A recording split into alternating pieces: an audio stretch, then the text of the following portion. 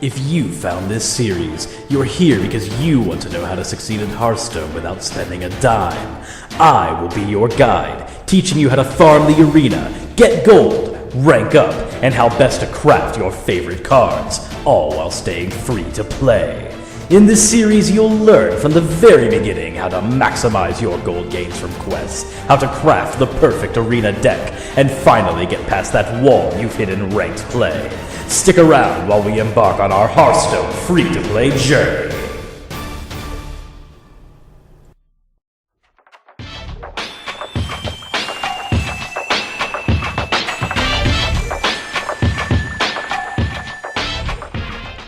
What's up guys, Cirrus here, and last time we covered the first things you're going to want to do when starting Hearthstone, unlocking all of your classes. If you notice, we actually have a quest now to complete one game in play mode, so we're going to go ahead and do that.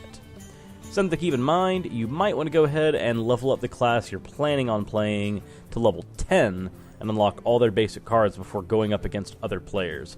Trust me, things will be immensely easier if you do. But we're going to go ahead and just rush a player down in casual and get this little free booster pack out of the way. Free stuff is nice, so we'll go ahead and grab that. We'll also get our mage leveled up a little bit in the process. Personally, I like this hand. It gives me a lot of options in the early game, and we're going to go ahead and stick with that. Right now, the idea is just going to be to keep board control and make sure that this priest isn't going to be able to get an established set of minions out so we can just win quickly. We don't feel like trading back and forth with them forever, we just feel like winning. Because we're not here for anything but getting our free booster pack. So we're going to drop a Murloc Scout, get a little free board presence out. I would have dropped the Gnomish Inventor, but the Gnomish Inventor doesn't give me the same board presence as the Scout does. And here, that Scout actually proves to be a lot more useful than the Inventor would have, making sure that I can keep some 1/1s out on the board. So, we're going to wait for his turn, and he's actually taking a little while to do his turns. It's kind of confusing to me, but if he's a newer player, then he would be thinking about his turns a whole lot more than a player who's been seasoned in the game very well, knows generally how their plays are going to go. So, I'm going to go ahead and drop a Magma Rager and Gnomish Inventor, give myself some more hand presence, give me some board presence. I'm fairly certain that he's not playing Holy Nova. We're not actually playing for keeps, we're just playing to get our stuff. So we're going to deal 2 damage to it, trade that Magma Rager in, and go ahead and swing with the rest of these minions. And we're going to wait on his turn. And wait. And wait. And there we go, he finally drops a Taunter. And we know we're going to have to respond to it because the game's not going to allow us to do anything otherwise. So we'll go ahead and let him do his turn for however long that's going to take. So, our turn's up. We still have tons of options in hand. We're going to keep our spells in our hand, though, as long as possible. So, we're going to instead trade minions up and slam into his face. The reason we want to keep that Frost Bolt, just in case he manages to bring out a threat, we want to make sure that we have an easy access answer to that threat. And keeping Frost Bolt in our hand and using our vulnerable minions on the board allows us to do that. So, he brings out another Shield Master, gives it a little more power. I have a Cleric, so I can do the same thing. Give my card the power to trade up to the Shield Master with my Fireball. Another Gnomish Inventor to draw cards, and we're not going to swing into his Cleric, because he could just swing into my Cleric, and it'll trade off, and I'd rather have potential minions on board. Not to mention the 1 damage I do to it, he can just heal back up with his hero power. So, go ahead and wait for his turn, which is taking a while anyway, and he drops Chillwind Yeti, which is an excellent card starting out the game. So, very, very good choice. Good on you, Mr. Priest. Putting a Yeti and 2 Clerics in your deck. Very good choices for starting with just basic. So we have a Polymorph, though, that easily deals with that situation. And we're going to go ahead and use one of those Frost Bolts, because right now, he's running out of cards. I have a Fireball in my hand, so I have the ability to blow up any minions he brings out. I'm fine using that Frost Bolt in order to keep board presence and pressure. So I'm just going to wait here for his turn, which is taking forever. Think about it, if it's sped up for you, this is sped up 4 times, so his turn actually took quite a while. But there's that big creature and that Fireball to deal with it. Let's go ahead and swing into his life. We're going to keep the 1-drop in our hand, because by keeping the 1-drop in our hand, we ensure that should he knock one of our minions down in health, the Shield Master I have in my hand, or if I start to lose some health randomly, we can just heal that right back up. So he's going to bring out a 2/2, and he's going to bring out a 1/1, deal damage to me, oddly enough. I would have rather slammed it into my creature and forced me to trade in an unfavorable way. But instead, we're going to go ahead and play that, kill that, and we're going to slam into his life because right now I have options and he doesn't. So I'm fine forcing him to make this trade with my minions. He actually draws an answer to my Shield Master that he's contemplating using. But yeah, he's got his answer to the Shield Master, blows it up, heals himself back up, and does the trade that I was forcing him to make anyway. And we've pretty much won at this point because we have options and he doesn't. So we can go ahead and get a board reestablished. And his turn comes up. The most thing, I think the most he has right now is other creatures and burn spells. Yes, playing a Mind Blast. Note, do not use any burn spells in your deck unless you are going to be playing a burn deck or you're using it specifically as a finisher. Otherwise, you're going to get in the same situation this guy's in. You're going to need a good top deck, and instead you're going to top deck that burn spell, and you're just going to be super sad, super salty. So we're just going to go in for lethal here, finish things off, make things a lot faster for me and him. Get that booster pack. We get some new cards, mirror images, neat cards for Mage, and we have our first quest, the Duelist. Win 3 games in play mode, and we're going to take care of that a little later. As of right now, we're going to go ahead and reward ourselves after we look over this quest. We're going to reward ourselves with these packs here. So, with our first pack, we have 1 rare. You can mouse over your stuff and figure out what your pack's going to be. And we actually got a Taskmaster out of this. And Taskmaster is a very good card. And these packs are actually going to determine the first class we're going to play. And it looks like we're getting a lot of good Warrior class cards. So, since we have 2 Warrior class cards out of this that are really good, 1 good Mage class card, 1 good Druid class card, probably be a whole lot easier for us to just stick with Warriors. So we're going to get Execute in there. It's going to allow us to make sure that minions that we trade up into and fail to kill will die. We're going to put Fiery War Axe, 2 mana for 3 damage is always good. Put that in there. We'll also be adding the Taskmaster we got because it allows us to trade up with cards. Shield Block lets us draw cards. Drawing cards is good.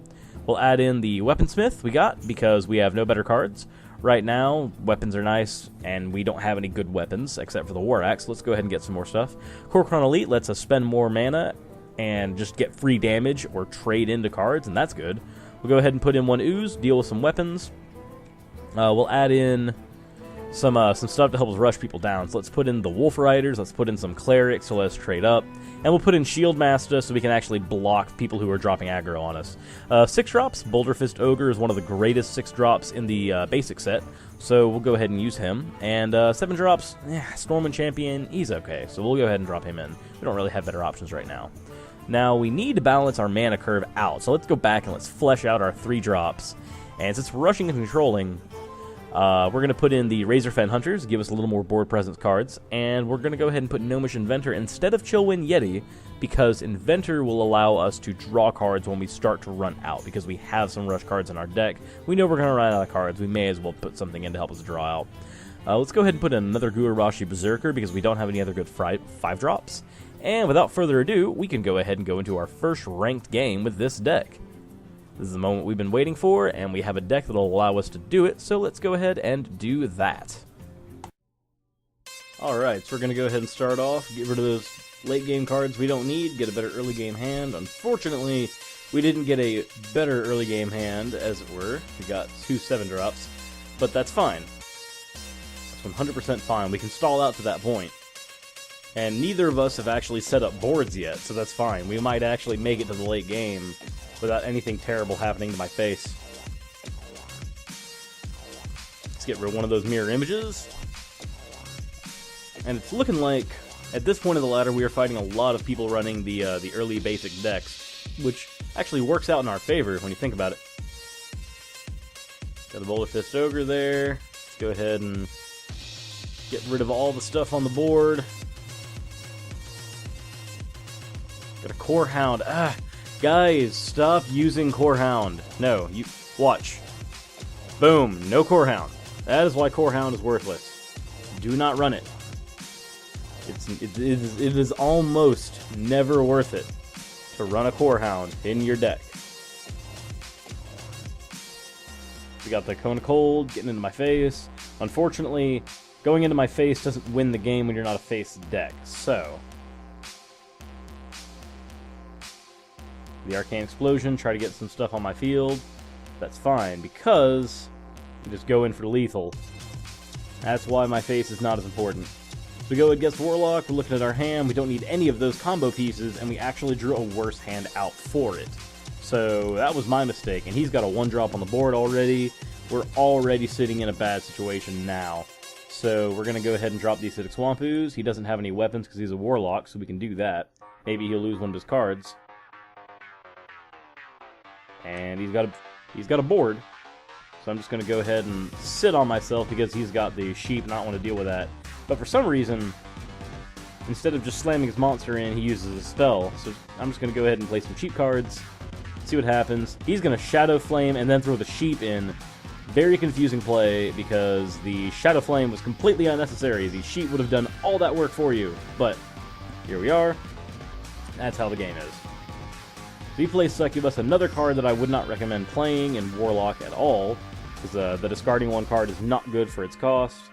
So we're just going to say screw it and go into face. It's not worth it to go any further. And another Core Hound. What? Guys, stop it. Stop running these Core Hounds. It's not a good card. It's not good at all. At this rate, we're going to get our 3 wins really easy. So we have one more game to go until we have our 3 wins, and our first 3 ranked games are done. So let's go ahead and see who we get. Got a Paladin. Alright. Go ahead and keep this hand. We have early game options. It's good enough for me. Alright, so we'll open up River Crocodilus because I would rather be able to deal with anything he summons. And there's something that he's going to summon. So I'm going to go ahead and slam my face into it, because my health doesn't matter to me, but my Crocodilus does. He coins up, gets out the Mogashan guy, who's not good at all. I'm going to go ahead and give myself another weapon so I can just deal with it as it goes. And he trades it out, and that's fine, because I'm going to drop a Gurabashi Berserker. And right now, my field is sitting 1,000 times better than his. I can go ahead and beef that up, clear that threat off the board. Notice that all I'm doing in almost every game is I'm just maintaining board advantage. I'm not trying to do anything fancy. I'm not trying to go for the face. I'm just trying to make sure he doesn't have cards on his board. There's a Consecration, blows up my stuff, and yeah, that's going to be game. He can't recover from it.